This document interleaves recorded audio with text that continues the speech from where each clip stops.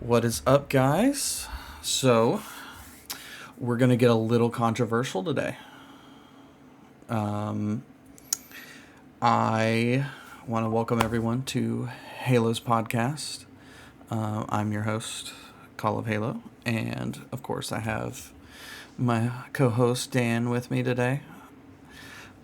We have decided that, we've talked about the Commander format, we've talked about our trip to MagicCon and everything like that. And one of the things that happened at MagicCon was we got a lot of stuff revealed to us. 7 sets next year, and 4 of which are Universes Beyond. Now, what we're going to talk about today is a little bit of some secret lair aspects to things, but it's mainly, I believe, going to be focused on Universes Beyond in Magic.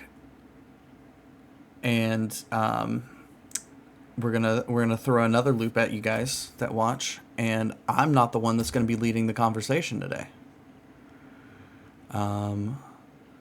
So again, you know where to find me. All of my socials, Call of Halo 77. Dan's socials will pop up as well. I'll be showing our TikToks as locations to find us. That's where we're mainly going to be posting a lot of our Magic stuff. But without further ado, take it away, Dan.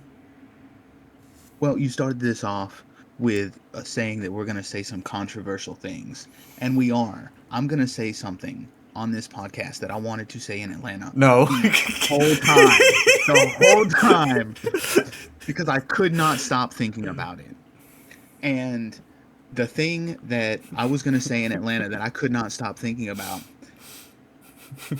is that the amount of universes beyond that we have is it's really good for Magic in the sense of it being a product, because it draws more players in, it draws like a lot more sales. A ridiculous amount of money came from the first UB that was a set, and they said that it wasn't going to be standard, but it was going to be modern legal, and record sales on Lord of the Rings. But it's bad for Magic in the sense of Magic being its own card game. It's bad for Magic in the sense of the lore and the story and the way that the game has progressed. 7 sets next year, and 4 out of the 7, more than half, are universes beyond. And I think that's crazy. And we used to have 4 sets a year, and 3 of those sets were block sets.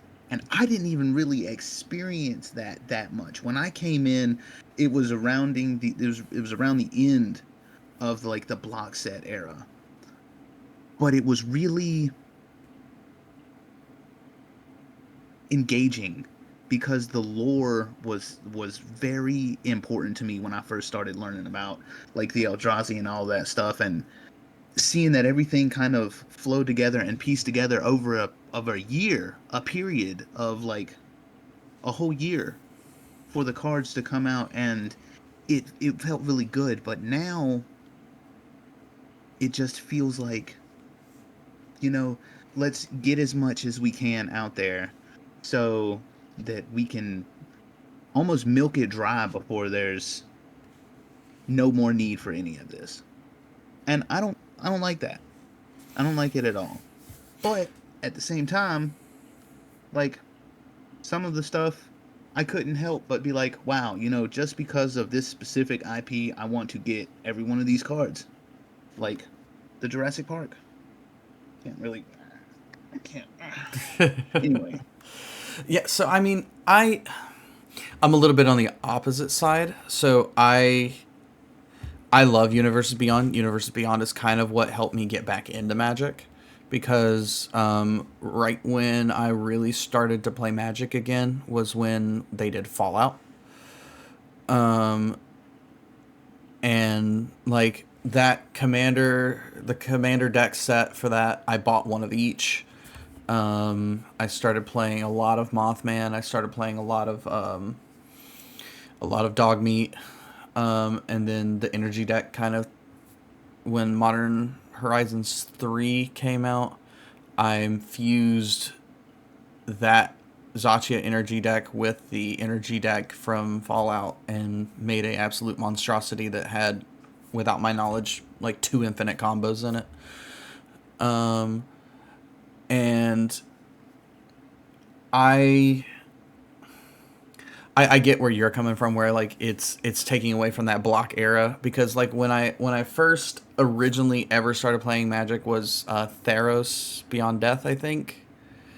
So I mean, I'm pretty sure that was still in block set. I could be wrong. My knowledge on that's not that great, but I feel like Universes Beyond is one of the cooler things about Magic now. Like, do I think they overdid it this year? Yeah, absolutely. I feel like they're out of 7 sets. Like, I get that they said going forward it's going to be 6 sets a year. You got 3 and 3. But for whatever reason, I think what it was someone was saying that they pushed Lorwyn back because of Avatar. And that's why we have 7 this year instead of 6. Otherwise, we would have had Lorwyn at the end of this year. Which is fine by me. I mean, if that means that they're doing a little more touch-ups to Lorwyn, making it a lot more appeasing and, you know, looking a lot better, and based on the stuff I've looked at, I mean, I'm excited for Lorwyn. I'm not going to sit here and be one of those guys that is like Universe Beyond only. I don't think they should have made Universes Beyond standard legal. I still like it as a set, you know, I still like it as play sets and having those things, but like making it standard legal is kind of crazy. But I don't think it's that bad. Like, I think they did overdo it though this year, but I don't think it's that bad. It's I wouldn't even really say it's like it's a good or bad situation, because like there's a lot of stuff that has come out of the Universes Beyond that, you know, I'm not gonna sit here and down talk it, or talk trash about it, but But a lot of people like, would. yeah, a lot of people would, and I'm gonna say that it should have its limitations. Like, if we're getting 6 sets a year, I would say like 2 and 4 would be probably, I don't know, better for the story of the game Yeah, yeah. or the lore or whatever. Two regular and 4 Universes Beyond. No, get fucked. At least then we could go back to, okay, hey, let's run a block. Here's 3 sets that are a story, that have like a defined set of like unique mechanics, or, you know, something that makes it not just like, here's something, be happy with it. Because that's the other thing that I think, if they pour a lot of time and a lot of money and a lot of effort into the Universes Beyond sets, then the regular sets are gonna suffer, because, you know, it's just like, well, here's something. I really hope that next year the 3 Universes Beyond, or the 3 End of Universe sets, follow a storyline. So Because, you know, they do. Lorwyn, Strixhaven, Fractured Reality, you know. So they said that we're gonna meet some of the they hinted without, they said it without saying, that we're gonna meet some of the main characters from the Strixhaven set in the Lorwyn set, that we're going to that Reality Fracture is that end all to a block story that they started like 10 years ago. And that the story so far has been like, Jace going and he freed loot, I think, in Foundations or Echoes of Eternity, one of the two. Aether Drift. Aether Drift, yeah. He freed loot in Aether Drift. He in Tarkir Dragonstorm he found the meditation realm, and all this stuff. Like so, like there's a story happening, and the Reality Fracture is gonna be like that reset for the next storyline. Is what they Okay. said at the panel. So I mean, that's all they said though. Like that's all we know. But I mean each I feel like each set gets its own team to for the most part. Like the leads I think have multiple sets they're working on. But like each set I think has its own team. So I mean I don't know if it's necessarily going to be that it's taking away from each other, but again it just comes down to that I feel like right now Wizards is doing what Wizards does best, and this might be an unpopular opinion, but I mean Wizards does what Wizards does best, which is, take money from everyone. Printing money. Like they really want money, so what better way to do it than to shill out for every IP possible? Because I mean, look at the numbers that Spider-Man had before the prices plummeted. Like when pre-release or pre-sale was at its highest toppest tier, you're looking at almost $900 for a collector box. I mean, for Christ's sake, like what's Final Fantasy at right now? Fucking for a collector's box. Yeah, for It's a, like a collector a, I, co- a I think collector it's like booster display 1200. 1,200. Market 1281. Like $1,281 for 12 packs. And that's just absolutely ridiculous to me. Like when I started like actually putting money into pack openings and stuff like that, that was Dustmorn, and I bought a play booster, a collector booster, all 4 commander decks, and I don't think I spent over $1,000. And that was for play, collector, 4 commander decks. Like, come on, like That was pretty much the entire set yeah, in the sealed product. yeah, I literally bought every sealed item for under $1,000, and now I can't even fucking spit in the direction of one of these Universe Beyond sets without being like, oh, cool. Let me go refinance my house real quick to get a fucking collector box. Like, and Avatar's not even out yet. I have a feeling that there's a chance the prices drop on it too. But I mean, market for a collector booster pre-sale of Avatar: The Last Airbender is already at $860 market value. Like that, and play boxes are at $217. Yeah, they should be. I'll go on and say like a box, a play box, should cost like $120. I If I can pay $120 for a play box, then I have no problem buying a play box. If I have to pay $250 or $300 for a collector box, cool. That is, I mean, it's a premium product. The value should be there for that. Right. But like, when you hand me a collector, a oh my god, not even that, dude, the fucking bundles. So if you hand me a holiday bundle or a commander, or they're doing a commander's bundle for Avatar, 9 packs, I think 8 of them are play, 1 collector. You get like 3 or 4 full art bordered treatment cards like Soul Ring, boots, and a couple other random staples. They said that you have a chance of getting. There's like, I guess they take from a pool, but they're going to be full art staples. One of the little click wheel life counters and stuff like that. I'm cool with paying $100 for that. I Not mean, not 200, 280, $300 like they've been selling for.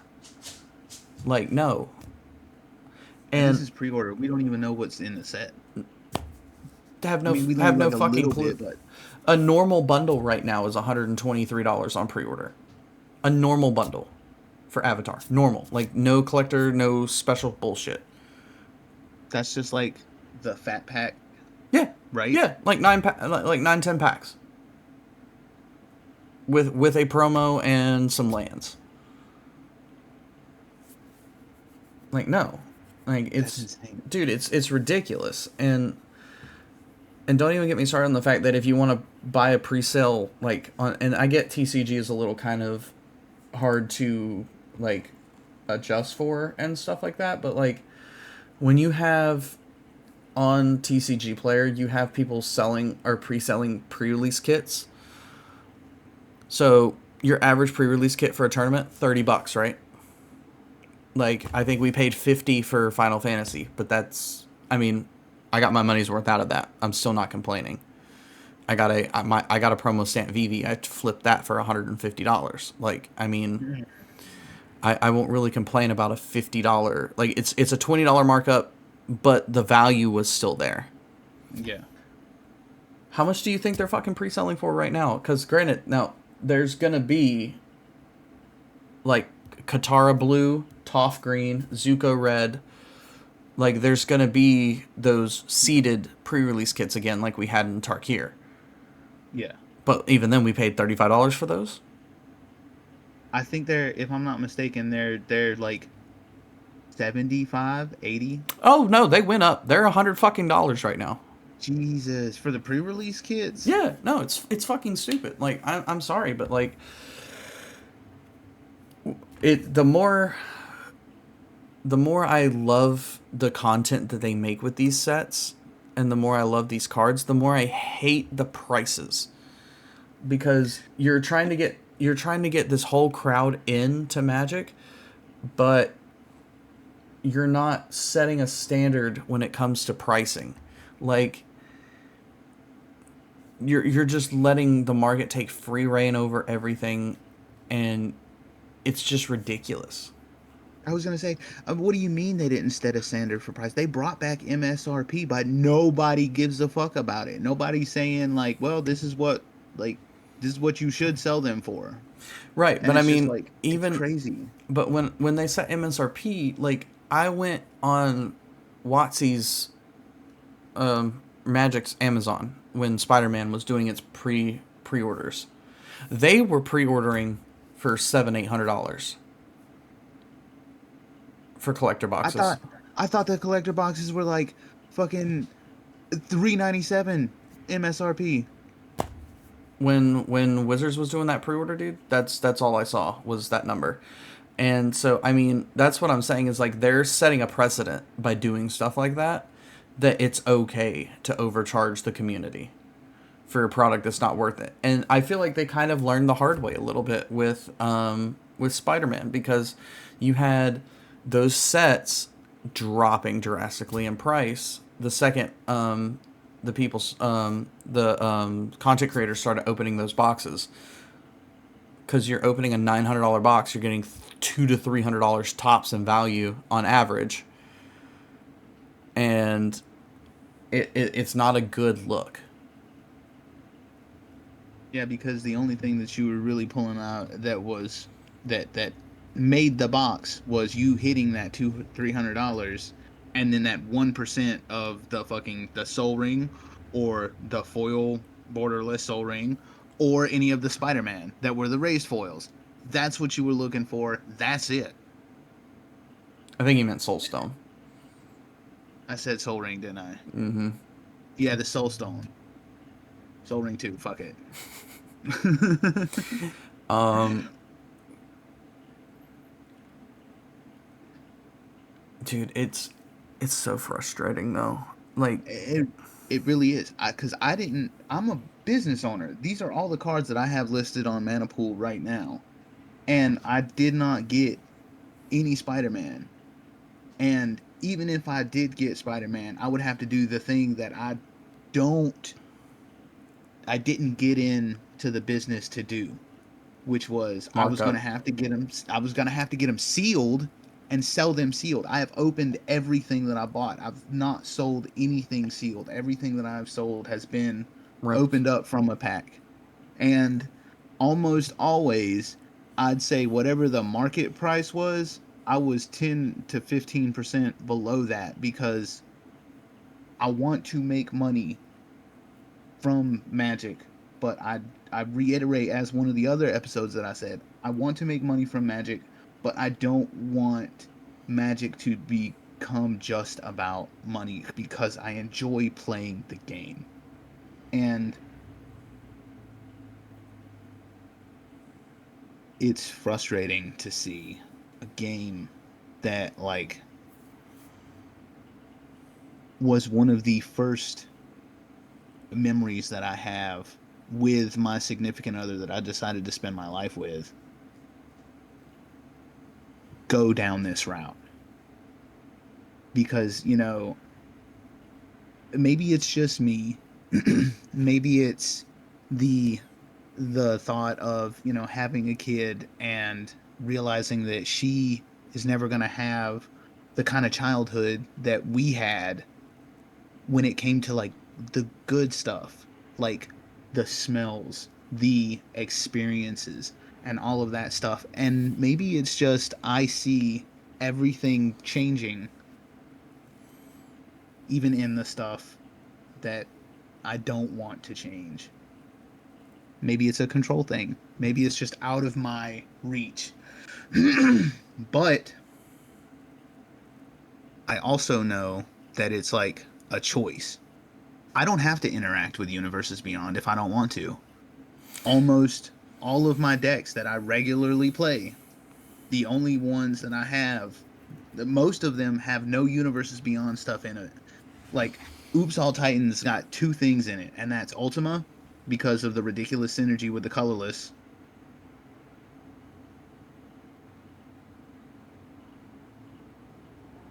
and Starting Town because of the ridiculous synergy with the 5-color colorless combination. What's the matter, buddy? That's the epitome of like that's it's good. It's good that you have that. It's good that it's fun. It's a This? fucking yes, Oh, that. this? In case y'all don't know what this is,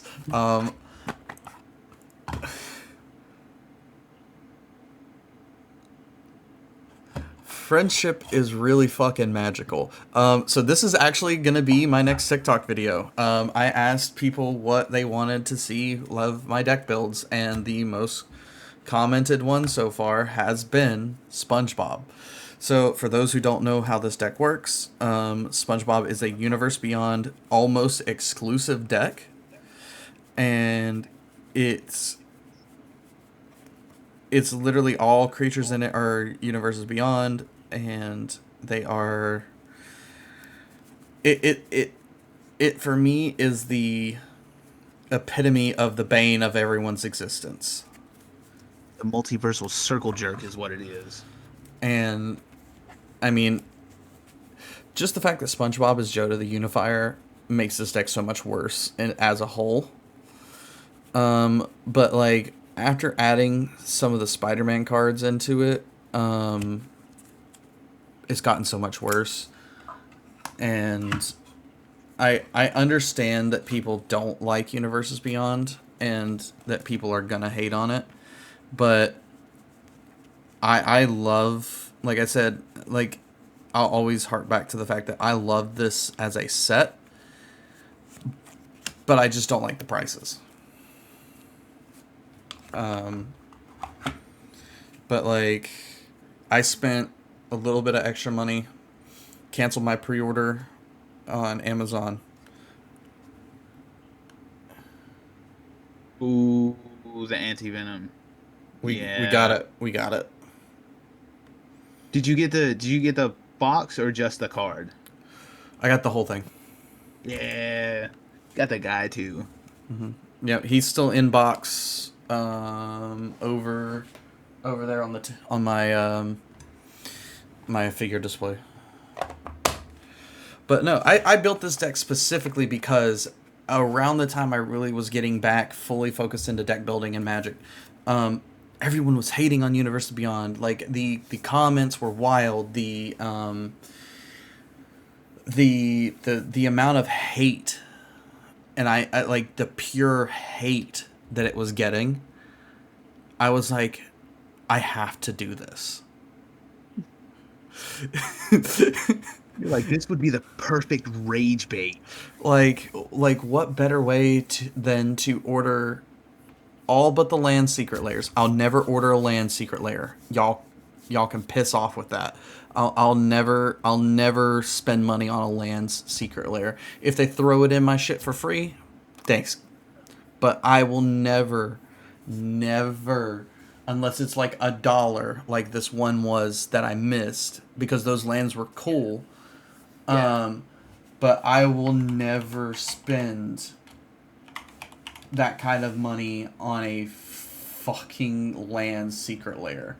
Yeah, the basic lands Yeah, that no. are like $30. Yeah, You're crazy. Fuck no, dude. Absolutely not. Like, there's no way in hell. Sorry, like, there's just no way. Um, you can't convince me to. You just can't. It doesn't make sense from like the secret layers are like they feel like reaches sometimes as well because like basic lands, okay, they're basic lands. If you're doing a secret layer and you're dropping something like that and it's like purely for the art, there's no reason that it should be that much. Drop that shit down to like a $10 or $15 secret layer because Absolutely. it's just basic lands. Absolutely. MTG consumes thy soul. I bet it does, Caden. But what's not consuming my soul right now is the like, dude. No, I just no. Like, one, fucking non-foil secret layers are $30. That's not a bad price depending on what's in it. But yet again, They're kind of proving time and time again that they can just put out stuff like the whole secret layer. The total reprint value is like $4.55, and then you got one card in there that's worth $15. yeah. And it's like, okay, hey, really? This is supposed to be like a premium. You got something that was really cool type deal. And And let me ask you this one question, because I feel like it's one you have on your list of things, but I want to know, do you think that secret layers is where UB should have stayed? no, absolutely not. And that question is a little bit. It's loaded. It's not. Yes, it's loaded, and the answer is loaded as well.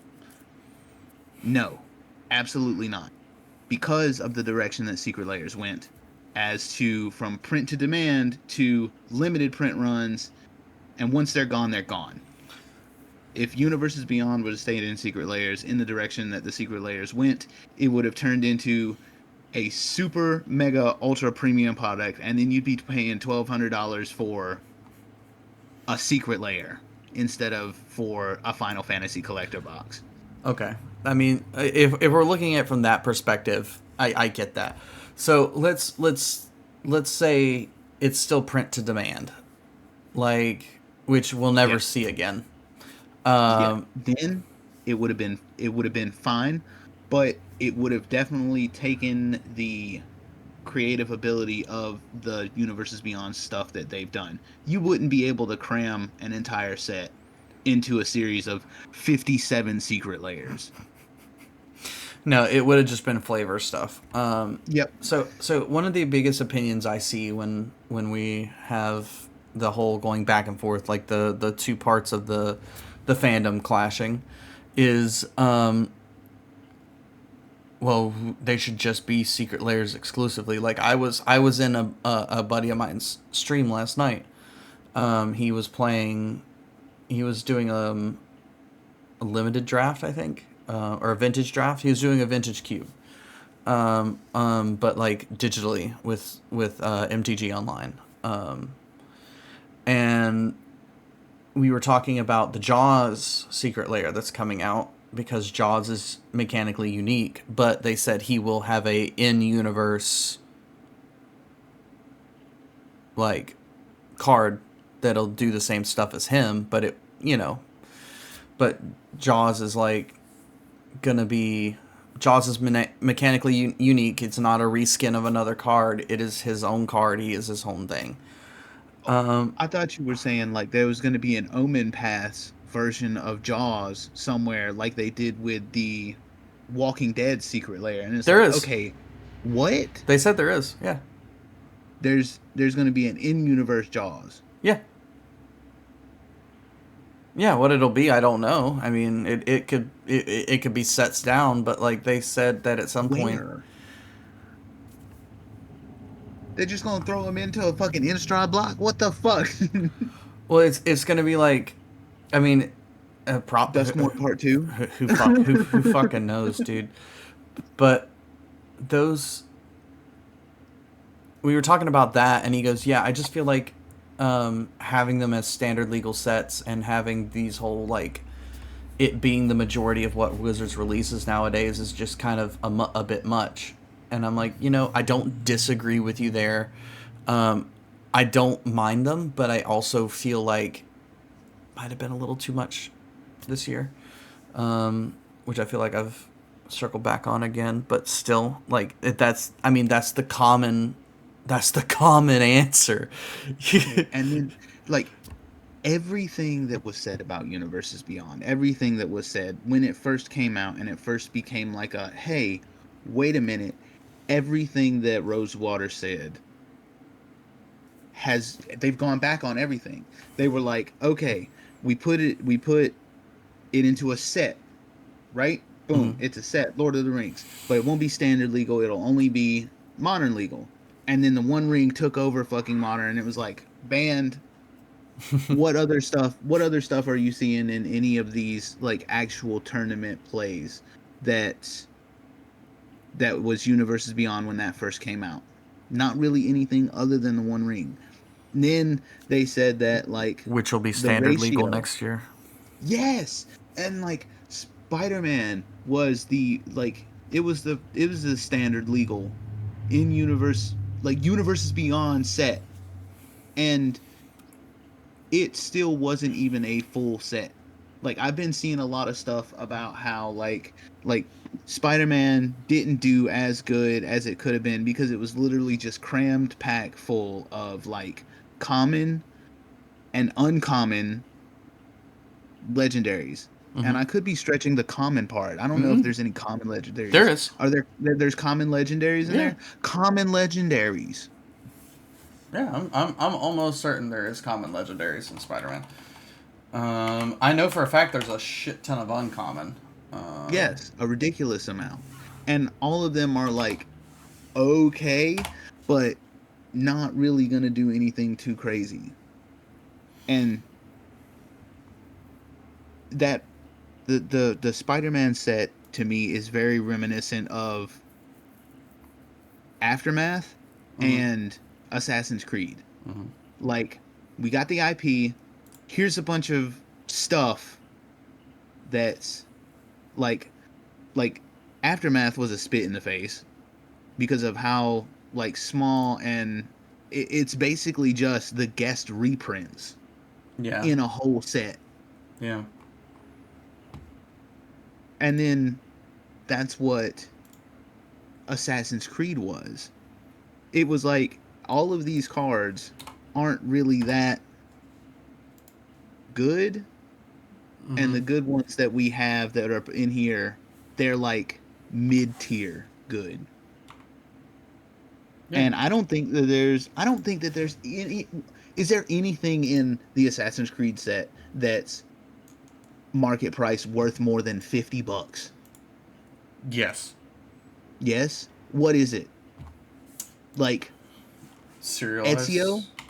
Oh no, not counting serialized, because serialized is like that is a super specific, like, just a regular set.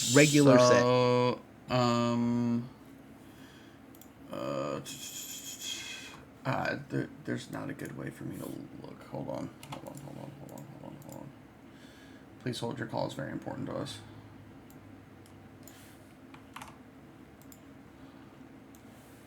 We throw up like the little screen that's like, please wait, You just hear like bum the bum bum Fallout bum stuff. bum bum bum bum bum bum Ba-da-ba-bum, bum bum bum bum. ba-bum-ba-bum. So I have this, I think, set to highest to lowest. Yeah. Okay. Um. Wow.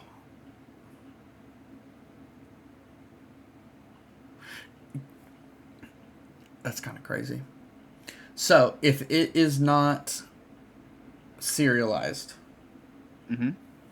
the most expensive card I see on TCG right now is the texture foil of Ezio Mm-hmm. at $49. $49 for a fucking textured foil. Oh my god. Foil And a foil etched feast and sort of feast and famine from that set's $34. that's not even an original card, because Feast and Famine came out in one of the other sets. It was in universe. Yep. And that Ezio, that's the Wooburg WinCon one, right? Mm-hmm. Yep. That's what Spider-Man felt like to me. And the serialized ones, what are they Uh, topping out at? What's the most expensive serialized card from Leonardo, Assassin's Creed? Leonardo da Vinci. 933 market. Mm. The cheapest one is Mary Reed and Anne Bonny at market of 351. And these packs that were sold, that weren't even the collector packs, they came 7 cards to a pack, and they were sold retail, Yeah. right? Regular Uh, price. collector boosters had 10 cards in them too. That's it. Yeah, collector boosters had 10 cards. Because I'm looking at it right now because the market on those is 33. Oh, So you're yeah, you're that's really crazy. guaranteed not to make your money because I mean, you'd have to hit at least two of these super expensive cards just to break even, in a sense, because you're not gonna get two texture foils. You're not gonna get two texture foils in a pack. I guarantee you that almost. Um, like I'm sure you probably can, but like you'd have to hit like at least the two texture foils or like a foil etch of like black market connections or something like that Yeah. just to break even on a collector's pack.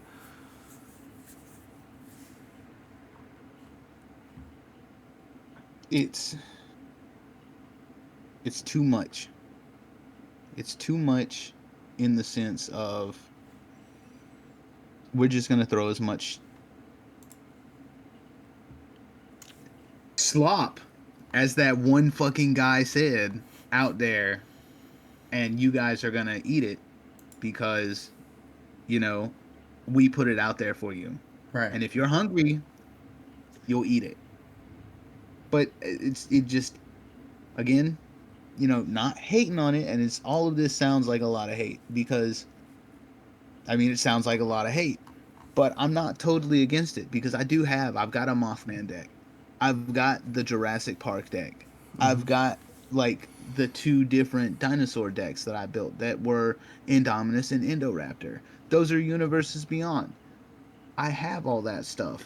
It doesn't feel that enjoyable to play with when it compares to the the the in universe stuff. It feels like a story when I play with my Eldrazi decks. But I don't want it to feel like Fortnite. I don't want it to feel like a fucking, you know, almost like a sponsorship. Like, are we gonna get WNBA tokens? Like, what the fuck? The ESPN secret layer. Get fucked. What are you Dude. talking about? I mean, we're already getting an Office secret layer. We're getting a which That's another which thing. I'm buying it. Like I know. I know. It makes me so fucking mad that The Office is in there, but at the same Furby. time, I enjoy all of it. I Fur enjoy all of them. I think all of them are really well designed, and they're like Furby. Furby. What the fuck? The Furbies in the background of the Magic people, whatever. Okay, the actual Furby secret layer. The With the nightmare Soul fuel. Ring, whatever. The Nightmare Fuel one, I think, was a fucking hit. I think that one is very interesting because it's Furby, right? But it goes a layer deeper as like it's Furby, but it's the internet perception, the meme of Furby, the fucking Nightmare Fuel, the scary stories. That one was a fucking flavor hit. Yeah, because I don't know if you've ever had Furbies as a kid, but my old neighbor at this house that I used to live in with my parents, my neighbor to my parents' house, older lady. We would go over there and hang out with her and stuff, and became good friends. I'd be walking through her house, and this lady had a Furby collection, bro, and like when I tell you that the eyes followed me, like you could literally watch them like do the whole like looking at you as you're walking by, and I'm just like, what is happening? You shouldn't be able to do this. And I get that it could be like a trick on the eyes or whatever, but like it doesn't make it any less creepy. And No. seeing that nightmare fueled Furby set, I'm like, oh, dude. And then we have the one set that I'm like praying, because I haven't looked at everything, but I've looked at a lot of the secret layers for it. Fucking PlayStation, like,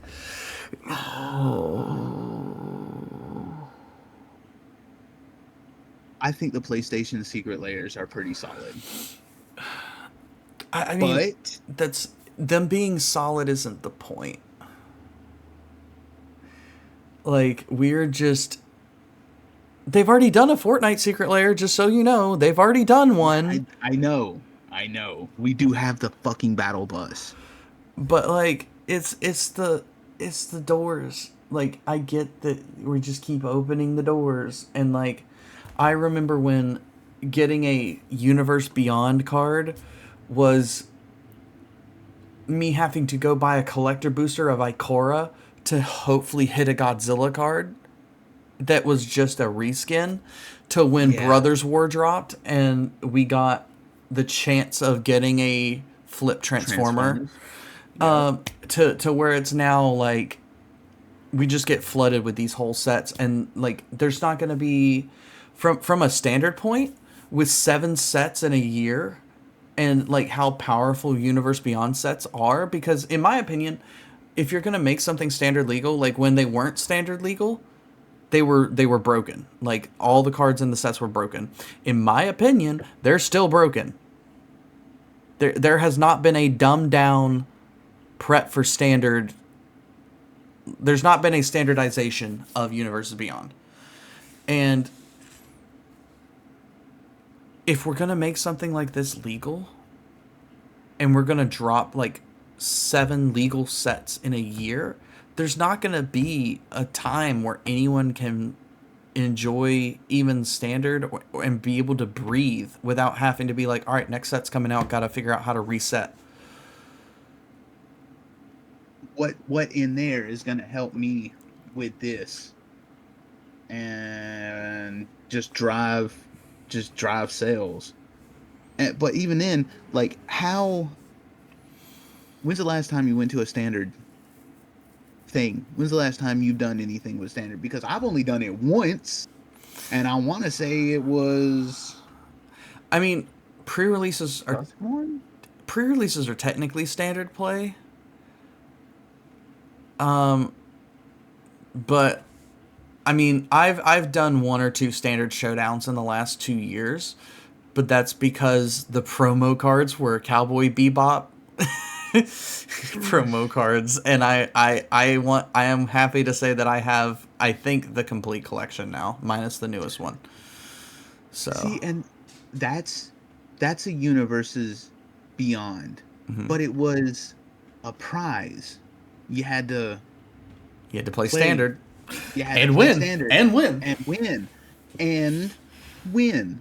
And the only thing that I think, the only time that I've played standard, which, if you're counting the pre-releases, was the one pre-release that I went to, and the one standard tournament that was for the Texas Void winner. And I only fucking joined in because of the promos, the Reality Smasher promo and So- the Texas Void winner for the grand prize. So I'm missing one from the Cowboy Bebop, and I'm gonna have to see about getting it and what I have to do to get it, even if I have to buy it at this point, because I'm missing the snakeskin veil. But I because have those were really sick arts. yeah, because it was ossification, um, lightning strike, disdainful stroke, which was so beautiful, and go for the throat. I think. Yeah, because that was the black one, right? Yeah. Because they did one for each color. Yeah. Yeah, I'm pretty sure it was go for the throat. Go for the throat, yeah. Ossification, go for the throat, snakeskin veil, disdainful stroke, lightning strike. And I have ossification, go for the throat, disdainful stroke, and lightning strike. I don't have snakeskin veil. Hmm.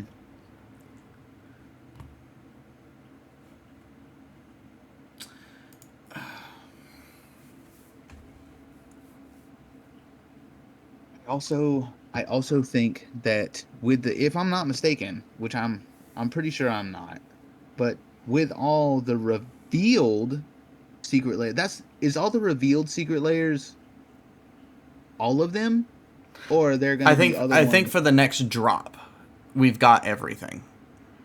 Oh, that's just for the next drop. That's not even for like all of the stuff. No, that's just the drop in October. Oh man. That shit, that's crazy, because in my notes here that I have on this thing that I can't raise up because it's actually just an envelope that's got my address on it. Oh no, I can Just do it this dox here. yourself, it's fine. Yes. Yeah, in this paperwork that I've got here, I've actually got the notes that says there's too many secret layers, and that the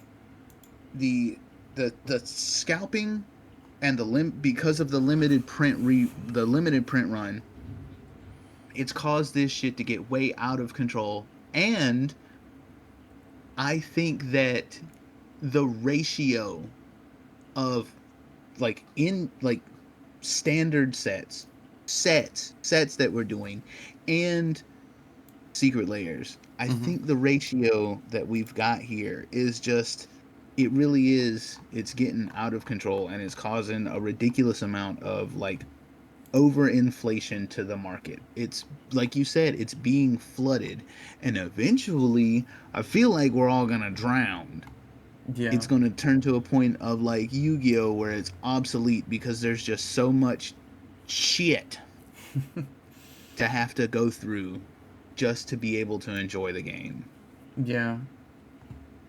I don't disagree with that. It's and that's what I feel like has already. I've only been replaying this game for a couple years now, and I've already had days where I'm like, you know what? Maybe I just take a couple sets off. You know, take a break, stop playing for a little while, take a couple sets, and I just pass on it for a little bit. And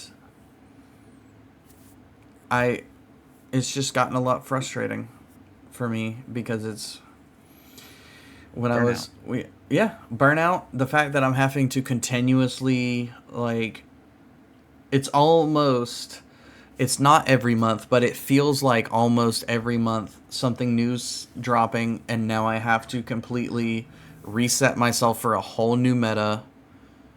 And like I get that it's probably not that way, but like with how I overthink things and stuff too, like it definitely puts me in that mindset and it just gets overwhelming.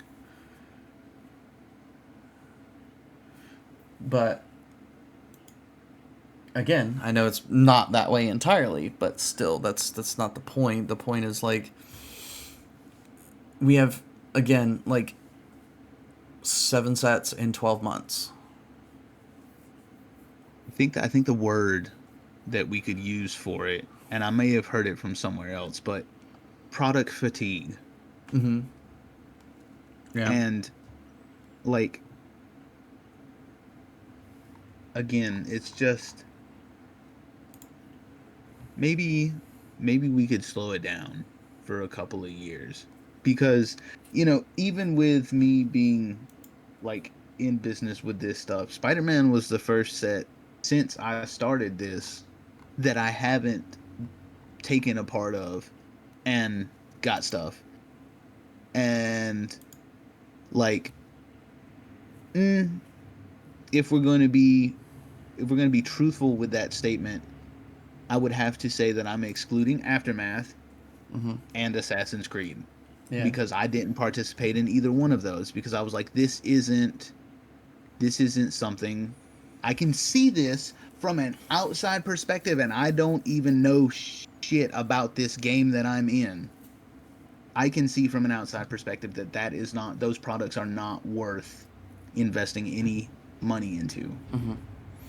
And the Spider-Man secret layers that they dropped, like over the last like couple weeks, like don't get me wrong, they look good, but if you look at value versus what they're selling them for, it's just not there. Like I was just looking at the only one that's really still available. There's two Spider-Man secret layers left available. One of them's only available in foil, which is $40, and that one has a ephemerate, which is the 1 white exile target creature you control, return it to the battlefield under your control, and it has rebound. 3 visits, lightning greaves, soul ring, and a command tower. So three super common cards. I don't like that, just for the simple fact that we've got the Spider-Man set. Why would you spit in our faces with a Spider-Man secret layer and not just take all of the secret layers that were there, all of them, those super spicy reprints that you just stated, right? And I mean, even to the point of the basic lands. I wouldn't even say Throw like them in, like, spicy special though. guest slots. Yeah, I wouldn't even I say. know, that's why that was the joke. But then the other one and granted that is only left in foil, which is $40 fucking dollars. So $40 for those 5 cards which included a soul ring, a command tower, like and boots. Like no, absolutely not. The other one is the Daily Bugle news borders, which is like the cards look like a newspaper with the top page article. A cool idea. Blast Act, Scheming Symmetry, Frantic Search, Factor Fiction, Impact Tremors. All cards that I think are worth less than a fucking dollar. But you want me to pay $40 for foil, right? Because it looks like a newspaper. Like this just in, Wizard Shaft's customers. And I feel like that's how it's been with a lot of secret layers, though. Like there's most of the secret layers I buy have value to them. So like the one I'll be buying for sure is one of the Halloween ones that's coming out. It has a demonic tutor in it. And if I get it in non-foil, it's $30 for the whole set, or $40 for the whole set in foil. So why wouldn't I pay $40 for a foil demonic tutor by itself? Right. When that's what the foil demonic tutor That's is going for by itself. right, but like this art, this treatment, and it's at value, cool, fine with it. But when you want to sell me a secret layer that is Universe Beyond and you want to just put a bunch of shitty cards in it just because you feel like that's what works, no. Like, I want my value. Basic lands, like you were talking about, the venomized basic lands. They look And good. They do look good.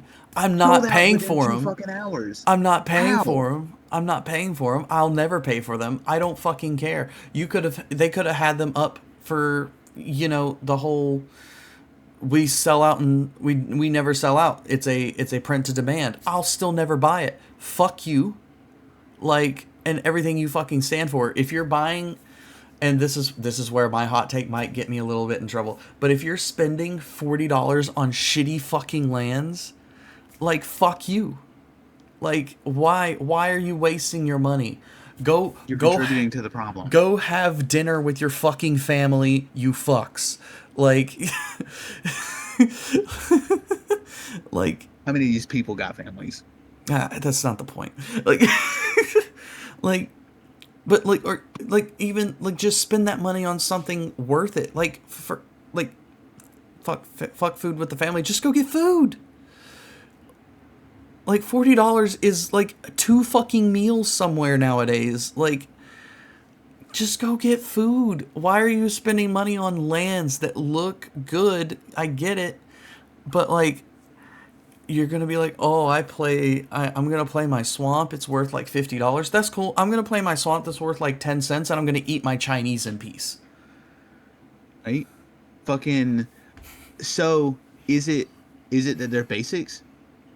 If it was a land secret layer drop that was done with that kind of art, but it was like the pain lands, or not even, I won't say shock lands, because they would, a secret layer of shock lands in a specific art would be I'd buy way it. too good. That would, you'd buy it. You'd buy the dog shit out of it because that's you're paying worth it. $30 for that thing, and you know for a fact that those special reprints of, if they did like the 2, because it's like a cycle of 10, right? Yeah, but here's my thing. If they go, hey, we're gonna drop this secret layer, it's gonna have Crystal Quarry, Ancient Tomb, Strip Mine, a couple of, like, and I get that that's probably never gonna happen, but if they do a lands secret layer like that where there's actually value to it, it'd be a good completely go for fine. it. But like, stop buying basic lands. Like, oh my god, like, just stop it. Like, they're not worth it. They'll never be worth it. And this is just so we're clear about this. This is not us saying that the artists who put in the time and effort to like do the art for these secret layers, that your art is not worth the price of the secret layer. We're just saying that the concept of these like super niche secret layers, the concept, is ridiculous. the concept that lands is just its own secret layer for basic lands every fucking time, it just blows my mind. Like, and like you said, no, these artists are doing a wonderful job and I love their artwork, and if there was a way that I could contribute to them directly for these cards, then I might reconsider that. But like, I'm not gonna pay Wizards $50 for a set of texture foil lands or anything like that, or even like 40, 30, don't care. Like, when they did the really dope basic lands the other week and they put them up for $1, that was cool. That's cool. And it's $1. If I can throw $1 and get some really cool like lands like that, there's a lot of basic full art lands that are worth more than $1. Cool. Not a problem. Not $30. No way, no how, not ever. Like, abso-fucking-lutely not. Get the fuck out of here. Kiss my ass. Like, it's and I might be getting a little aggressive with that, but like it's just that is the one secret layer like shtick that I have hated. I I completely agree with you.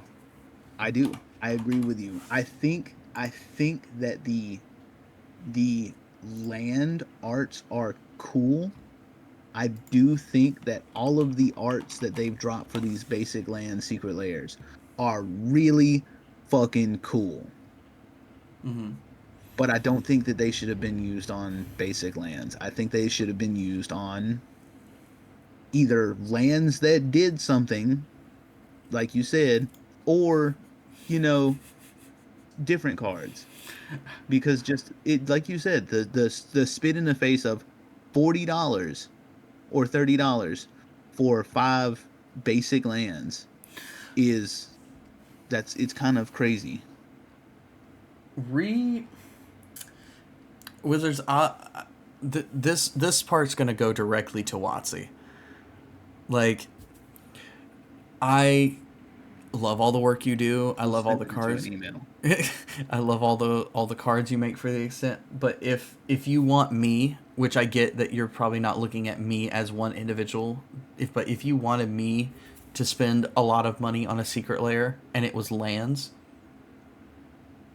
give me the dual lands. That would get around the fucking reserve list too, because it's like it's not reprinted into da da da da da da da da. Fucking dual land secret layer. No. Okay. No. Okay. So here's what it would be. All right. I can see the vision already. I see the vision. The secret layer is not the dual lands. The secret layer is, like I said, the fucking they drop 2 of them, Mm-hmm. and it's the cycle of shock lands. The bonus card is a basic land with a chance at one of the fucking dual lands as the mega bonus card. So That would be fucking insane. so I was just perusing, like just looking.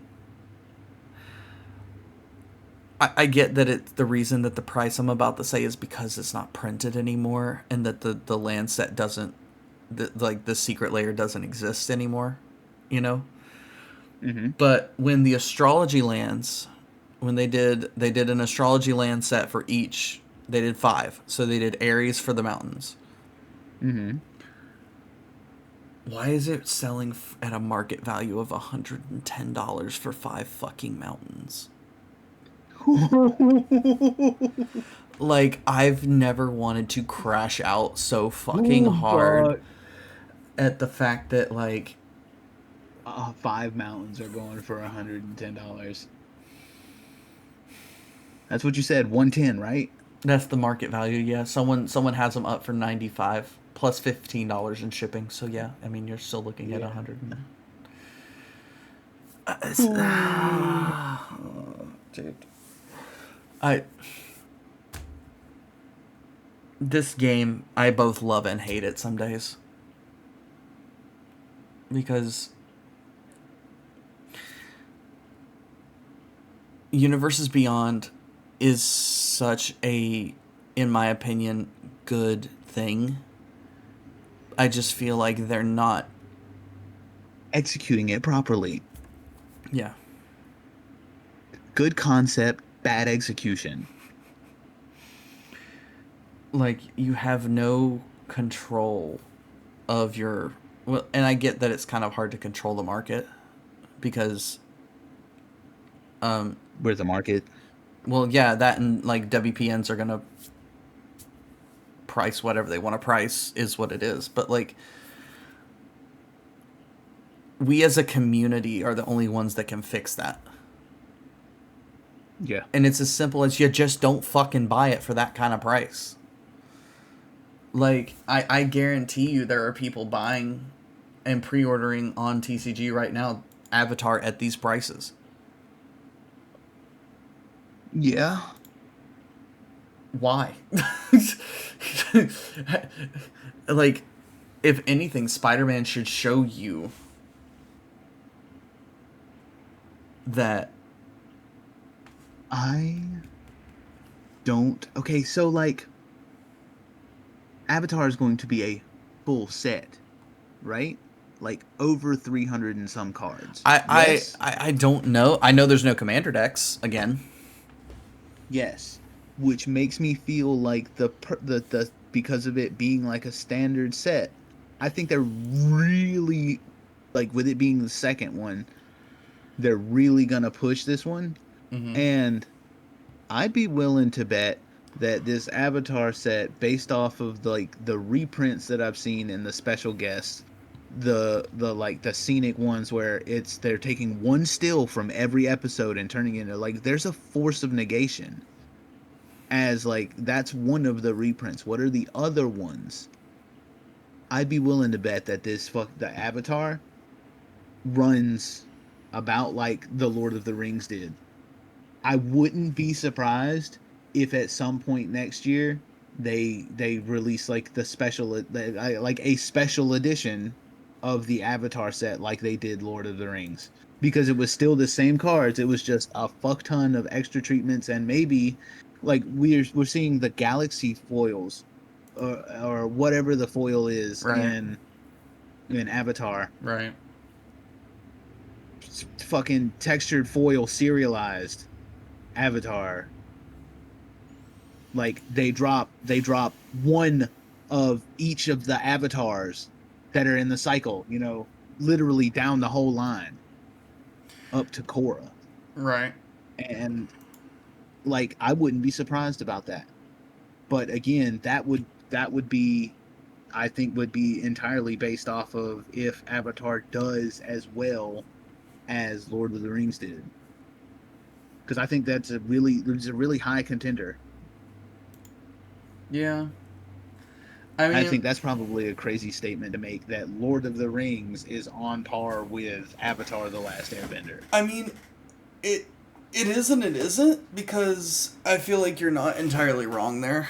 But I feel like we're seeing that already too with Final Fantasy, because we're getting these Final Fantasy holiday bundles that are gonna have special treatment cards of the chocobos and stuff like that that we have never seen before. So, like, I mean, do what you gotta do. Run with it. I get it, but like, it's just kind of crazy. Usain Bolting. Yeah. Like, it's just nutty to me that, like, why people are willing to spend this kind of money when we know that we can get it for cheaper if we just prove a point by not paying for it.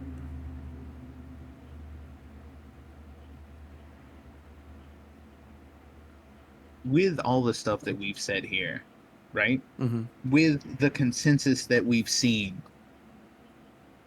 and like the views, there was a poll taken. What do you think the percent is that Universes Beyond is bad on a poll of 100%? I'm kind of It's, biased. I think like the number that I'm gonna say, I think you're gonna be like, there's no fucking way. I feel like it's 50-50, because I feel like just based on what I've seen, it's close to 50-50, because like the no. Is it overwhelmingly bad?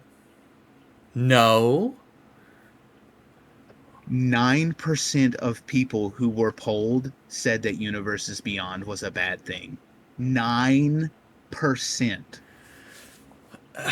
What the fuck?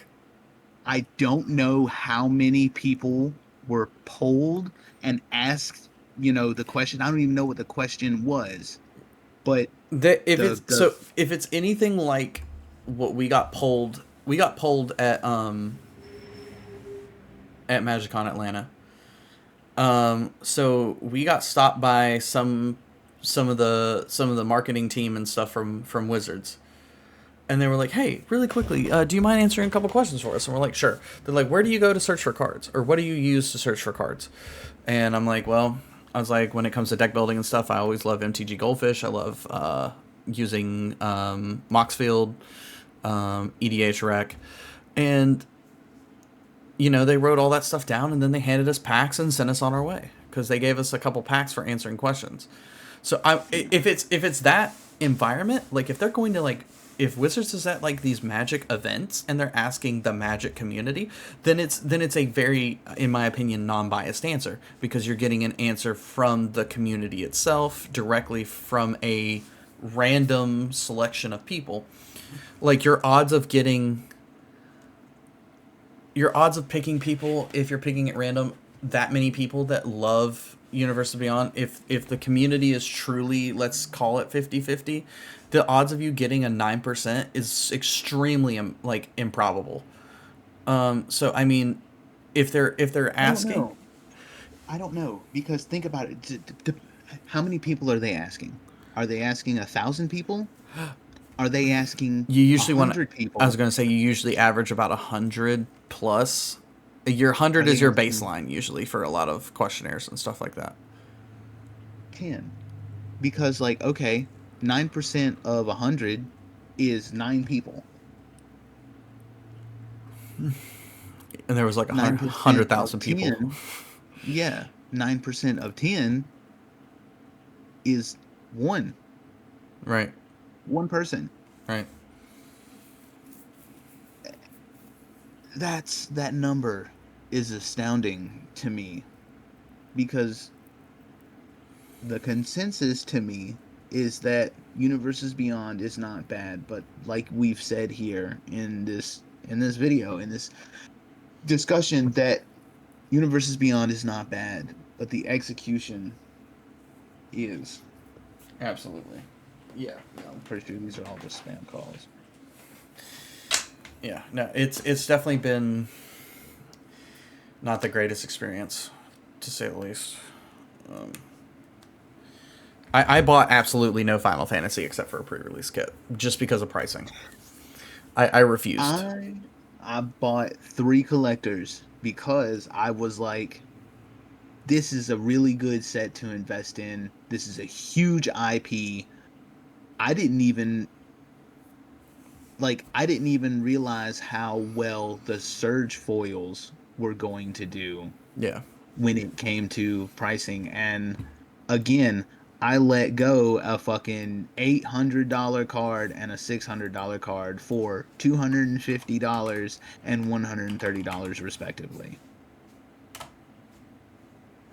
I do not wish that I got rid of them at that price, because one of my lapses in judgment when it came to the Final Fantasy inventory purchase was I should have gotten 3 English collectors, but instead I got 2 English and 1 Japanese, because my thought process was Japanese IP, higher demand for Japanese cards.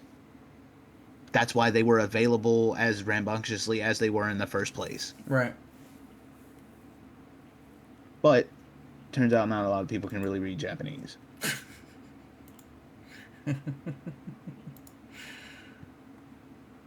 I mean, if I'm just going in between, Japanese and English, the price is the same for a lot of the Final Fantasy stuff. It's roughly the same. That's crazy, because I think when I was selling the stuff, and English, I pulled a couple of Surge foils out of the Japanese stuff. The English Surge foils, one of them was 180. Oh yeah, no, I'm just fucking dumb. It didn't update like it should have for me. No. So for example, Y'shtola, Knights Blessed, $800 right now. 600 right? Market. 600 market. She's tanked really hard. Oh, okay. So in August she was at 809. She's tanked. Yeah. She's tanked down to 606 for the Surge, but if you do Japanese, it's 498. Yep, almost $100 difference. Right, but the market value on it is still around 680, where the market value for an English one is 606. Mm. So the Japanese of Y'shtola, market value wise, is cheaper, but you can buy one right now from somebody for less if you get the so you can buy it for less right now off of a seller in Japanese, but the market value of that card in Japanese is more expensive than the English. So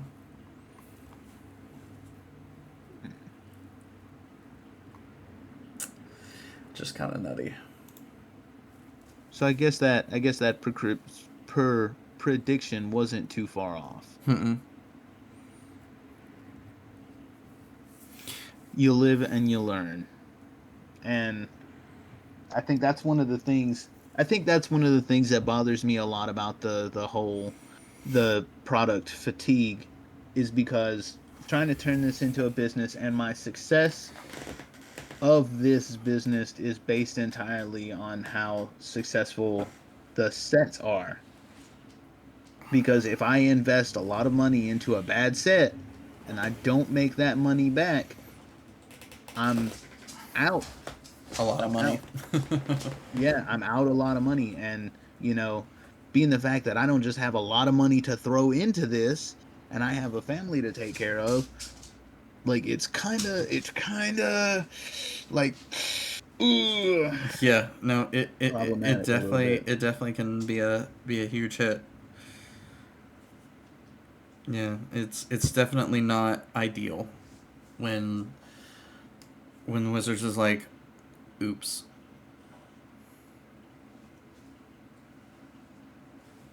So Hmm. But that's really all I had on my list for today.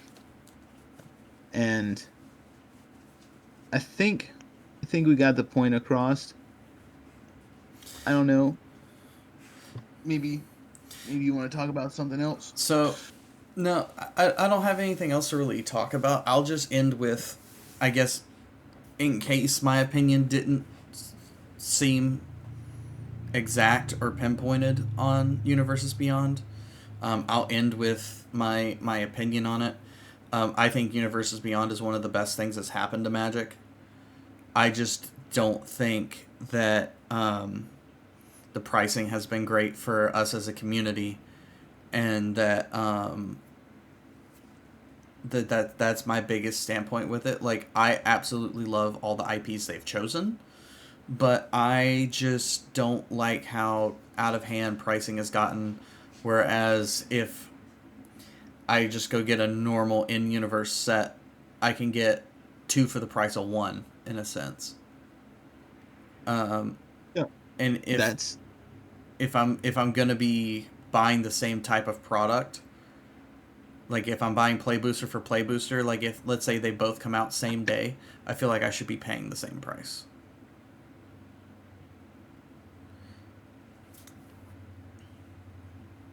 it's kind of crazy that you use that phrasing for that, because when I wrote this down, you're basically saying that Universes Beyond is good for Magic, Mm-hmm. but it's bad for your wallet.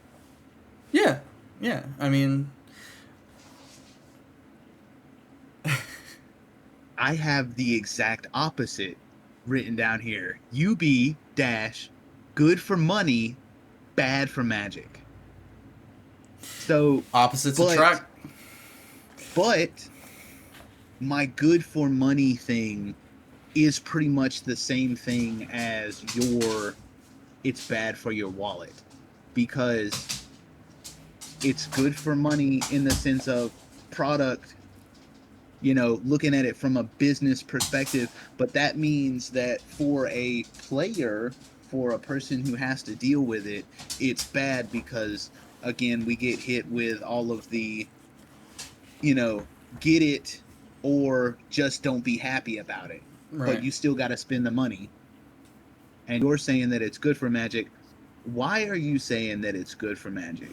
Is it because of like bringing in other people I to do. it? I do. I think Or it brings in a different community, and like, um, by them doing what they're doing with these IPs, I feel like it is bringing in a whole new crowd, which I know some people aren't the biggest fans of, because some of these people are like, well, we don't want to deal with these people that only play for Universes Beyond and stuff like that. I was like, but it's not necessarily that they're only playing for Universes Beyond. It's just that's the set that brought them in. Now they're looking at everything as a whole, and they're like, oh, this is all cool.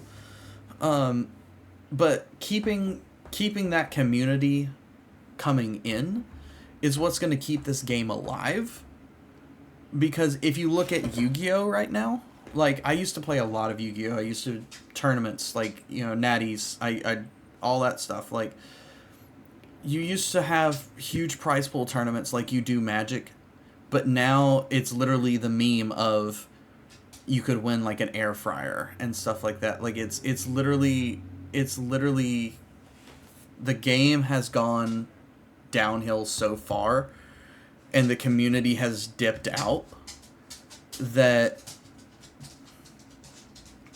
there's not a lot they can do, in my opinion, to retain people now. Yu-Gi-Oh's done a really cool thing that has kind of interested people in coming back in, where they basically nixed the ban list for this certain type of play, and they've replaced it with a point system. So like certain ban cards have certain point values, and you can only have a max of so many points in your deck. Okay. Yeah.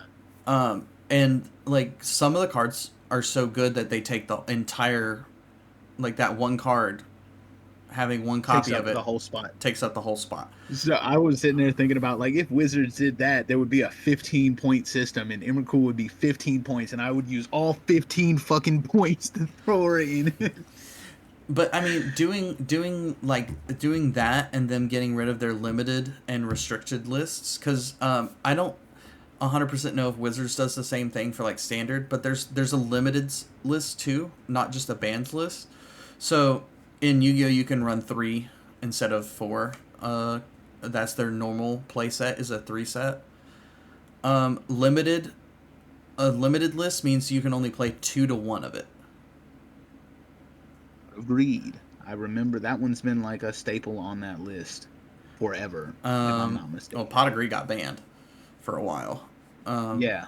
But having those limited and restricted lists, this new format they're doing gets rid of all the format lists. There's no restriction lists, so everything that was on those lists will be put into a point system. And then when you get enough points, they take your license. Yeah, more or less. But no, like, it's having to create a whole new format to try to save your game versus we haven't, as a Wizards as a group, hasn't had to try to save Magic yet. In fact, they've just been increasing and increasing and increasing. Universe Beyond has helped with that, if not been the main reason for that. So we wouldn't have Magic as we do right now, as a format and as a game, and we wouldn't have the amount of people, we wouldn't have the amount of fun, we wouldn't probably have like the levels of Magicons that we have if it wasn't for Universes Beyond. And that's going to be a hot take, and I know that's going to be a hot take. But like, it's just how I feel. I mean, it makes sense. It definitely is like so retention. As long as they keep progressively grabbing other IPs, the retention for Magic will be, like you said, kind of, they don't have to try so hard. But I also think that's kind of like a bad thing. If you don't have to try so hard, then you get complacent with the effort that you have to put in, and then it starts to feel like a shortcut. But at the same time, as long as the Universes Beyond that they're doing doesn't feel like cash grabs, or like I said, not putting in a lot of effort. If they feel authentic, then I suppose it's not going to be too bad of a thing to have to swallow or deal with. Mm-hmm. Like I thought that the Fallout, even though it was only commander decks and Collector boosters. collector boosters, I thought that was pretty cool. Mm-hmm. I thought that was a pretty neat, like, it didn't have to be a play box. It was like a that felt like a premium And item. and those secret layers got really dope reprints. And you know what the bonus card was for a lot of those secret layers? What? It was Vault 13 as Mana Vault. Oh yeah. Yeah. And See, that's a good bonus card. like and that was a chance one. Like the other ones I think were like the command towers or something like that. Like, and I get it, Yep. cool, whatever. But like I have the Reliquary Tower, I have the Fabled Passage. Like I get Reliquary Tower is probably not the greatest reprint, but a Fabled Passage, like at the time That that it one's pretty was good. at the time that it Yeah. was getting reprinted, yes, it was a very good reprint. Propaganda, Authority of the Consuls. And what's the judge? The oh, damn it. Oh, the Grand Who's Vault Arbiter. Boy in the judge? Grand Arbiter. Yes, that piece of crap. Yeah, I mean, again, every single secret layer that was from that set had at least one or two decent cards in its set Value wise. value wise, and like I don't think there was any basic lands, so I'm content. They released the full art basic lands that came in the set as the secret layer. I would. You gotta do think so that like they much. thought about this shit and then they did it. Because But I think you know what the downfall of the basic land secret layer was? The Clitoris Island. That's what it was. When they dropped that art and it was like, that's a hitting the button right now. and what's crazy is not a lot of men could find it. It's not print to demand anymore. It's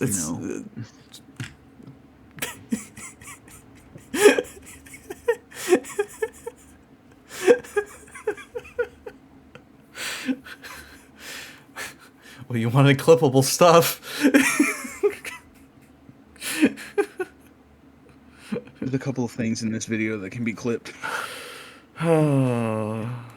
I think we're doing pretty good. I think we're, like I said, I think we're headed in the right direction. And I talked with Coop. He's down. He seems really excited to get in. A lot of people don't know I what don't we're know. talking about with that too, though.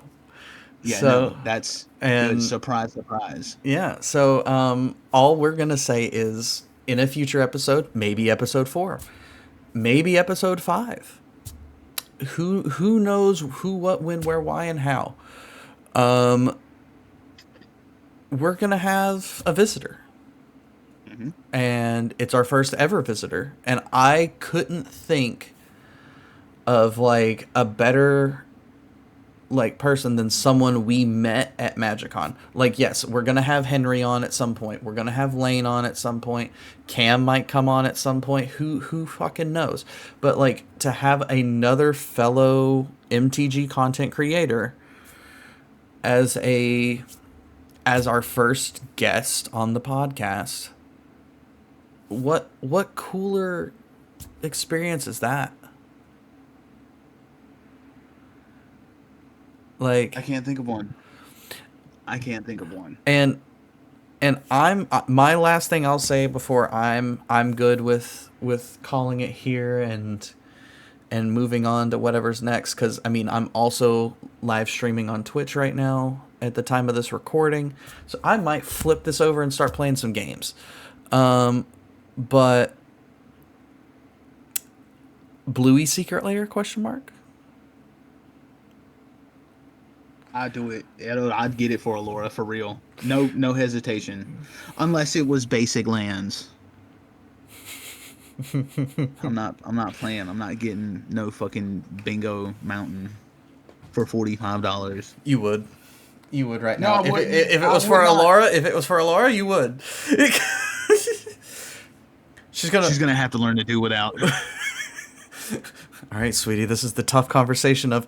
This is when we have to say no, and we can't have everything. She's already got a problem of just being like, so when we go out, can you get me this? I really want it. And I'm like, mother, what the hell do you think this is? I'm not made of money. You need to do your chores and get an allowance. Then you can spend your money on whatever stupid shit you want to spend it on. Be like, damn, the ice cream truck is out here, and I bought this ping pong paddle that I broke within 12 seconds. Life's about making choices.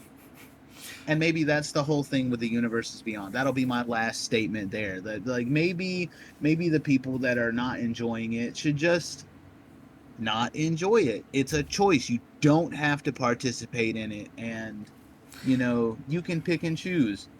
Again, I don't think that it's good for the sense of magic in the game, but at the same time, like you make a very valid point of like, in a sense of retention, the game will not die as long as it keeps bringing in other things that are not magic that people enjoy. Yeah. Yeah. And it doesn't have to be like, it doesn't have to be that it takes over. That's my thing. It's good, but please don't let it take over to the point where magic is nothing more than just what can we bring in. If Magic ever gets to the point where it's all Universe Beyond sets, I think that's the point where I'm going to be like, hold on, that's. But I don't ever see that being a thing. But that's the only time I would be really concerned about Universe Beyond taking over, is if they're like, all right, no block sets this year, no in universe sets. We've got 6 Universe Beyond sets. No, we don't. Not this year, not for me. But I appreciate everyone that comes out and watches these videos. I'm going to shout out one person in this video. He doesn't know he's getting shouted out yet. But he has consistently, after both episodes dropped, within like mere moments of him watching the full videos, has immediately messaged me, hey man, love the stuff. Thank you for all this information. Here's my opinions on some things. Has some really cool opinions. And he's a newer player to Magic. I'm going to shout out Luke. Luke is a wonderful human being. I don't know if you've ever met him yet, Daniel. But he's a really cool guy. I may have corrupted his son a little bit, because last time I played with Luke and his kids, and we played Magic. Is he the guy that's got the 2 kids that go up there? He's got a son and daughter. Yep. So he kind of looks like me a little bit, but a fuller beard. Nope. No. Nope. He is definitely. I'll tell you later. But he is. That's, you're thinking of Jason. I think you're thinking of Jason. Maybe. But no, Luke. We were playing, and his son was like, dude, I really love your SpongeBob deck. I love how it runs, and I love how it looks. And so I went into my binder, pulled every single remaining Secret Lair SpongeBob card I had, and I just gave him to the kid. I was like, start building, motherfucker. Let's go. Like, here. And I texted him last night, and I was like, if you want to come a town over. Oh. I was like, if you want to come a town over, and instead of just meeting at the LGS and playing today, I was like, you're more than welcome to come to my house, because we know each other IRL. And he was like, oh, he's like, well, I guess I have to cook some egg rolls and bring them for you.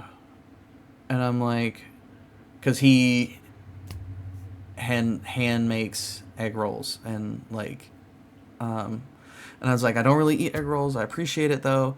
And and I said, I'm sure you're a talented, cook with everything else. I was like, I'm just not a big egg roll person. And his first words back were, I'll figure something out.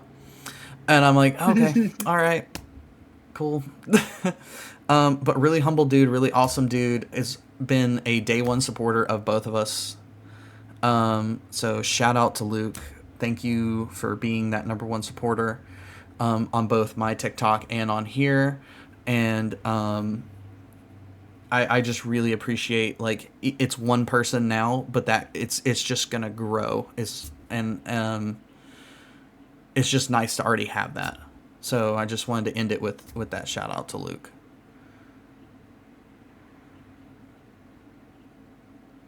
Yes, I'll shout out Luke too. Don't know who you are, man, but he is. Right. I'll put it this way: Luke is the only person that's commented on our first podcast. So he left a comment on there. So and crazy enough, he goes by Skywalker V. His name is Luke Skywalker. That's why I love this dude so much too. Now that you said that, I think I know who you're talking about. Yeah. Skywalker. In Discord. Yeah. Okay. Yeah. That's. Dude, I love Luke. But it's very wholesome for me and heartwarming for me to have someone like that is so supportive already, just out the gate, and so like uplifting and pushing us forward. So, all right. Well, is there, since we're finishing it up, is there anything that you want to like maybe tease for the next episode, or throw out some ideas of what we're gonna talk about on the next one? That highly depends on if we have Coop with us. Yeah, that would be. I'll talk to him, or like we'll see if we can't brainstorm something up. I have an idea, but it's going to be an interesting podcast episode if we do it. Because I'm thinking we play some Discord magic. Ooh, I bet you he would. So do a quick interview. Let's get to know Coop, and then the cameras flip to our boards. So I mean, it's a very simple, very fun next episode potentially. I mean, who knows? But I mean, a quick 20-minute interview with Coop, getting to know Coop as who he is, what got him started, what his what his tics are, what his what makes him. That's it. So look, what we'll do is ooh, God, this is good. You got my brain running here. So like, what if instead of the interview, what we do is we literally treat that one like he was there through all of the episodes. We hit him with your experience at MagicCon, talk to us about that. We hit him with the Commander stuff. We hit him with the talk about the UB, and then after all of that said and done, boom, we flip to the deck. We flip to the game. And there's SpongeBob ready to rock. Yeah, he's been fucking eyeing me in the background. Every time that you were talking, it's just, I see him over your shoulder. He's just like... Motherfucker, I'll talk to him. Yeah. Haunting me. But how's that sound? Does that sound like a? I'm cool with that. I'm cool with that, dude. Let's do it. That'll the basically 3 interviews in one would probably take up the time for the podcast, and then maybe either we run the game and that's part of the podcast, or the game is like episode 5. Like the interview is 4 and then the game is 5, or like I said, depending on how long it runs together. I've had this giant cup of coffee this morning. I didn't even notice it. I thought it was part of the green screen. Blending in. Dice bag. Everything's green. I didn't even see the dice bag if that was there too. It's blending in the whole time. Oh, dude. But yeah. That sounds like a plan. I think we'll call it there, and Okay. then after we get done recording or whatever, I'll do some more chatting with you, and we'll talk about some other stuff that I had thought of. Yeah. And I mean, I'm probably going to keep streaming and flip over to a game or something, and I'll still have you, like, on screen with me or something. So, Okay. um, so we'll figure that out. But, yeah, man. All right. Well, everyone, thank you for tuning in. You know, this is a dream come true for me, and I know it's something that me and Dan have both been kind of looking forward to trying to do, and the fact that we found each other and we're able to do it is really a blessing in disguise. So thank you guys again for watching, for listening, liking, subscribing, following, all of it. I just look forward to the next episode. We may have a special guest, and if not, then I'm sure we'll have a backup plan. But get me to 500. Get me to 500 followers on TikTok, and we'll do a giveaway. How about that? And I'll leave that as a little tidbit. So, what the giveaway will be, you'll have to see. So, thank you guys again, and we'll see you on the next episode. All right, later. Deuces. Peace out, everybody.